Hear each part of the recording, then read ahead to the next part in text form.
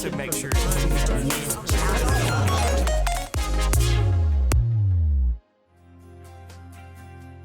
Hello and welcome into this week's edition of AFMC TV. We're glad you're joining us. It is the dog days of summer, and some of you may still be hanging tough to your New Year's resolutions of exercise. So how do you exercise when all you really want to do is just be inside with the air conditioning? Well, joining me now to answer that question is Dr. JJ Mayo. Hi, Dr. JJ. How are you? Great, Michelle. I'm glad to be here. Excited to talk about one of my favorite topics, exercise. Mine too. So what are some of the smart ways that we can exercise in heat? Okay, so let's just be honest. The most important thing, I think, and this is kind of a common sense thing, is you just want to avoid the hottest part of the day. And there's nothing wrong with, actually, you mentioned it, going inside to get your exercise in.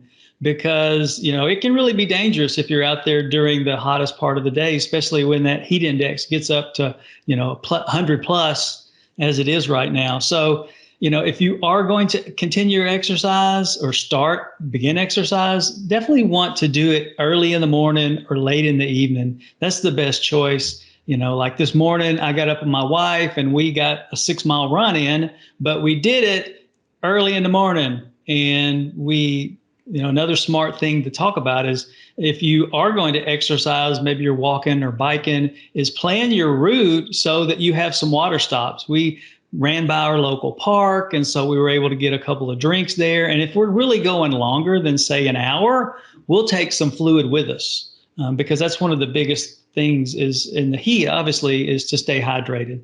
So those are some ways to be smart about it. If worst case scenario, you can always go inside and find a treadmill and a bike. But for those of us who love the outdoors and we want to get it in, you just got to be prepared for the heat because there's no way around it. Just avoid the hottest part of the day, though.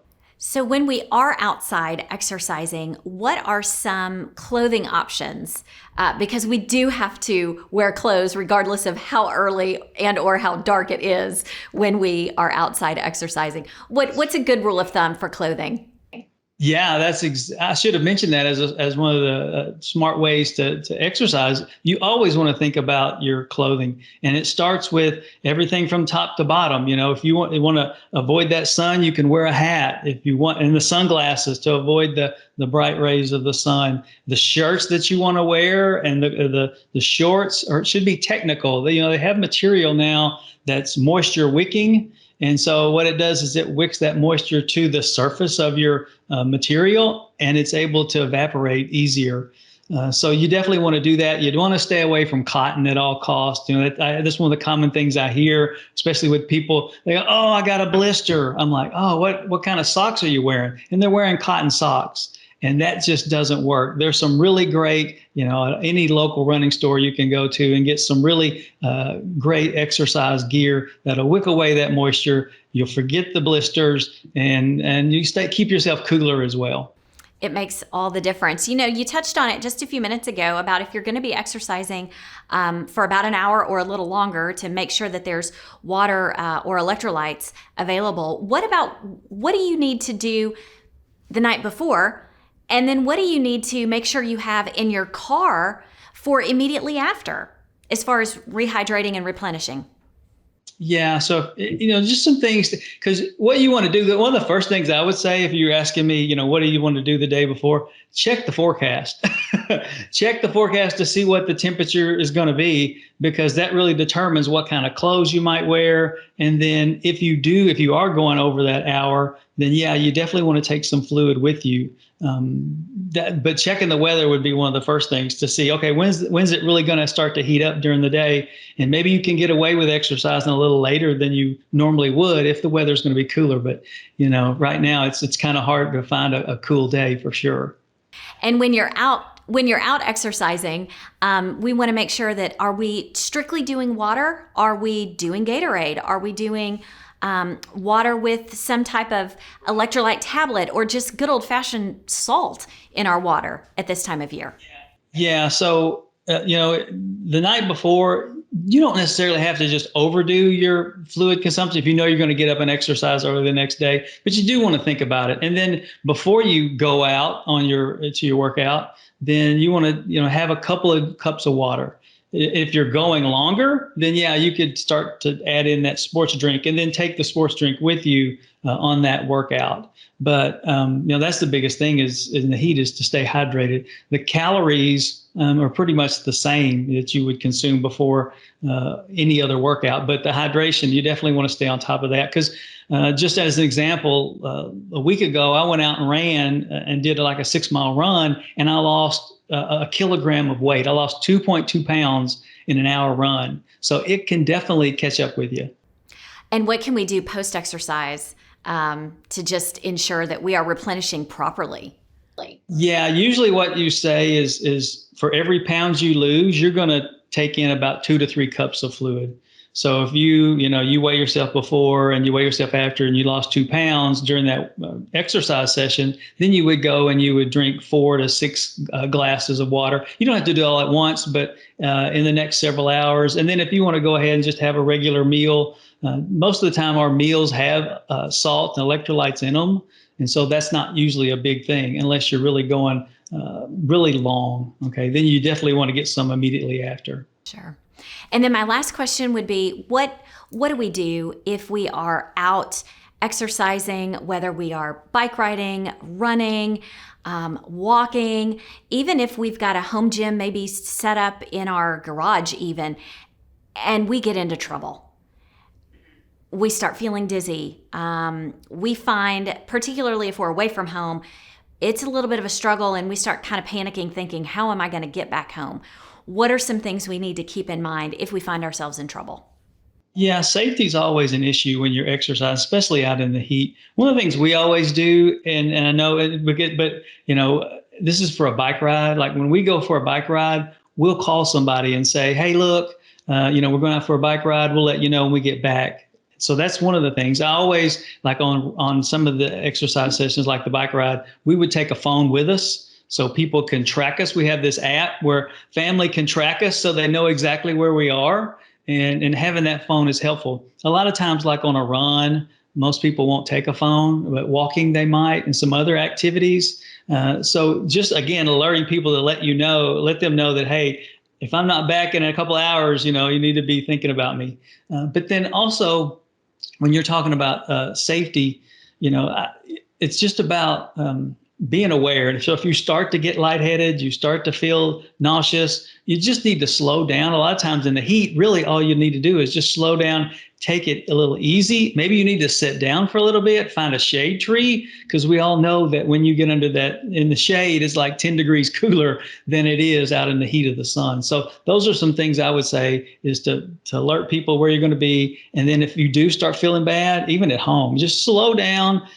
Sit down and rest for a second, take it easy. And then you could, like you said, you could get, if you're at home, you could get like a towel or if you're out somewhere, you maybe could pour some water over your wrist or back of your head. Let's start to cool you down a little bit. All right, Dr. JJ, great advice as always. Thank you. Thanks, Michelle. Joining me now is Dr. Chad Rodgers here at AFMC. We are talking about heat-related illnesses. Dr. Chad, thanks for coming in today. Thanks for having me. It's a little on the warm side out.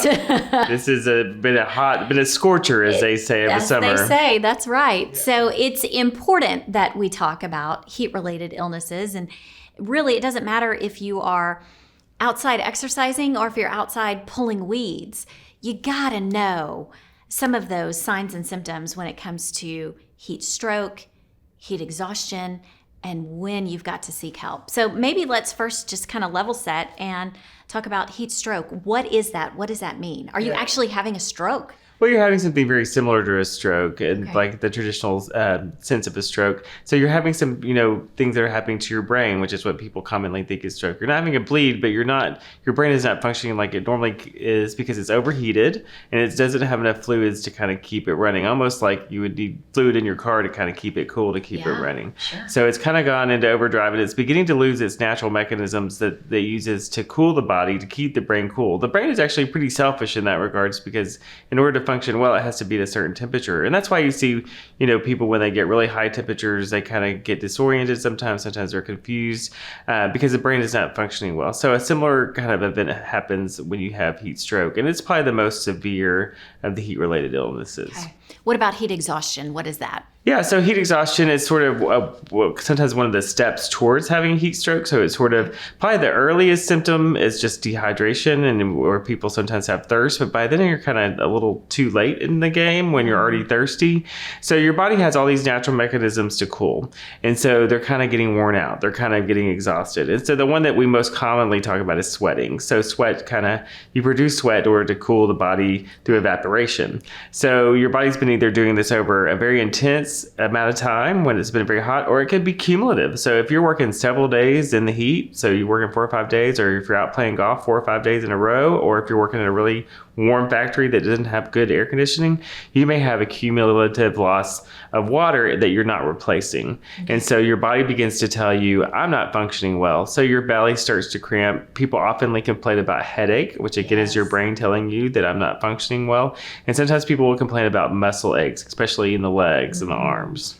And so when we start exhibiting some of those symptoms, what's the first thing we need to do? Yeah, the first thing is try to get cool. Or if you come across somebody who, because sometimes people don't realize, because the brain is not functioning well, that they are having some heat exhaustion, or they may be headed towards a heat stroke. So if you recognize someone like the tennis player did the other day, and that you see that they're not, they're kind of acting confused, or you're having trouble just thinking, or you get that headache, or your belly, you're starting to feel nauseated, you need to move to the shade. You need to try to get cool. That's the number one thing. The second thing, a lot of times people will try to drink cold water, thinking that will kind of help cool them down faster. It's actually better to kind of drink room temperature water, but water is one of the most important interventions when you begin to move towards heat exhaustion. If you can get into an air-conditioned area, that's good. If you come across somebody who needs help, you can take cool washcloths and put that on their head and on their body. That helps evaporate the heat. You lose most of your heat from your head, so often putting washcloths to the forehead and on top of the head just to help people cool down. If they're more ill than that, and they're really having a lot of trouble, and they're moving into that heat stroke phase, then that's really a point where you need to activate that 911. Either get them to the hospital or get emergency services there to help get that person taken care of so that they can be cooled down properly. I'm reminded of hearing of stories of student athletes when two-a-days start in August. Even young men who are working, even some of the fields here in the state of Arkansas, and just being out in that relentless pounding sun, and then a couple hours later something catastrophic happens. Right. And does this happen all of a sudden, or is it? Can it be a delayed effect, like you've already come inside, but you're not necessarily out of the woods yet? Right. So it can be sort of a gradual thing, and sometimes you kind of come in at the end of the day after you've been out doing a lot of gardening, or you've been out at work. So the big thing in Arkansas, particularly when it's super hot, is also that it's very humid, so you haven't been sweating like you normally would. So that's really the humidity that gets us. So it may not be until you get later in at the end of the day that you notice, I kind of have a little bit of a headache, or I'm not hungry. Sometimes that's an early sign that maybe you're not perfusing your gut well because you are dehydrated. And so then you kind of get that nausea, vomiting. So you can see symptoms several hours later. I think children are really at high risk because they can't tell you, Sure. They're not always drinking water like you and I are consciously. They're just kind of playing. And you also have to think about older adults because of medications or just because of natural aging. You lose some of your ability to lose heat. So those are kind of your high risk groups. Once you go through a situation like this, once you have survived heat exhaustion, survived heat stroke, do you become more sensitive then moving forward? Yeah, we just in general kind of get more sensitive as we get older. But if you have had some heat exhaustion or heat stroke, and you're probably a little bit more predispositioned, meaning that you're more likely to get these symptoms. You're not as heat tolerant. Say you live in a cooler part of the country and you move to a warmer part of the country, your body has to kind of acclimate. It has to kind of get familiar with that over time. So people will be much more sensitive to the heat going forward. One of my last questions, anything to it if you are out exercising and you're sweating and then all of a sudden you get goosebumps. Right. What is that about? Right. So again, your body's trying to activate some kind of chilling mechanisms, right? So yeah, people kind of, this sort of kind of an odd symptom that people will actually experience chills or feel something in their spine. That's actually your body telling you that you are overheated. You're not doing your normal mechanisms. So you may, and a lot of times when you're in the heat, you sweat, but then if you have stopped sweating, then that is a serious sign that you're kind of headed down the right path. So the main thing is, just try to stay hydrated, drink your water. I always say water, and try to, as Coca-Cola is not water, and replacement drinks are good after you've been exercising, but water is the best thing you can do. Maybe just some water and even some salt. Yeah. Well, actually, they, talk to your doctor about salt. Salt sometimes can be, depending on if you have some other like high blood pressure stuff like that, can kind of complicate things. So always kind of run that by your doctor. But a lot of times you see if you've had a heavy episode of sweating, so you've been playing sports or you've been out running, and you get little salt marks. Yeah, you get little salt marks. A lot of those sports drinks are going to have electrolytes like sodium in them to help replace. They're probably a little bit safer. But then after you finish that drink, that sports drink, water. That's really so important. Because you do have to watch the sugar content in some of those sports drinks. Right. They can be loaded. And that can actually end up dehydrating and also can make your cramping a lot worse. Yeah. Okay. Yeah. All right. So maybe this summer we need to just stay inside a little bit until it's cool. And then when it's cool out, then step outside, early in the morning, late at night. Just take it easy. Just take it easy. All right. Dr. Chad, thank you so much for coming in. Thanks, Michelle. And thank you so much for joining us today. We'll see you back here next week for more AFMC TV.